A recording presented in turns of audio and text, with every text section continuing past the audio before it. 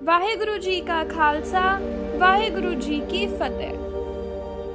श्री गुरु ग्रंथ साहिब जी का अंग 3 जपजी साहिब की पौड़ी 12 से शुरू होकर पौड़ी 19 के शुरुआती हिस्से तक जाता है। इस अंग के 3 मुख्य पिलर्स हैं, मन्याई, पंच और असंख। पहला, मन्याई की महिमा।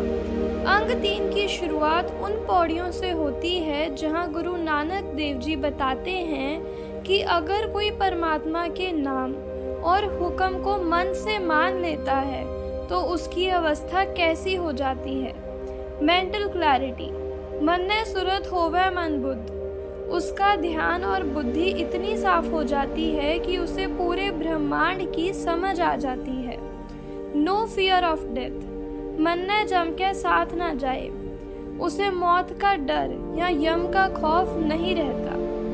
Path of truth. मन्ने मग्ना चल रहा पंथ, वो दुनिया के दिखावे वाले रास्तों या कर्म कांड में नहीं फंसता बल्कि धर्म के सीधे रास्ते पर चलता है।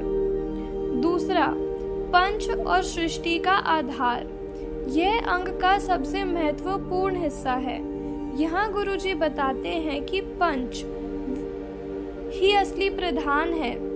धौल धर्म। उस समय लोग मानते थे कि धरती एक बैल के सींग पर टिकी है। गुरुजी ने इसे क्लैरिफाई किया। धौल धर्म दया का पूत। धरती किसी जानवर पर नहीं बल्कि धर्म पर टिकी है और वो धर्म दया से पैदा हुआ है। अगर इंसान में दया नहीं तो धर्म नहीं टिक सकता। संतुलन। संतोख थब रखिए जिन सूत। संतोख वो धागा है जिसने इस पूरी सृष्टि को एक सूत्र में बांध रखा है। Infinite earth's. गुरुजी ने 500 साल पहले ही बता दिया था, पाताला पाताल लख आगासा आगास। धरती के नीचे लाखों पाताल हैं और ऊपर लाखों आकाश हैं। हमारा प्लैनेट अकेला नहीं है। तीसरा, असंख, कुदरत की विशालता। अंग 3 के नीचे के हिस्से में असंख, काउंटलेस का जिक्र होता है। यहाँ गुरुजी बताते हैं कि प्रभु की महिमा इतनी विशाल है कि हम उसे गिन नहीं सकते। असंख जप। अनंत लोग नाम जप रहे हैं। असंख पाव।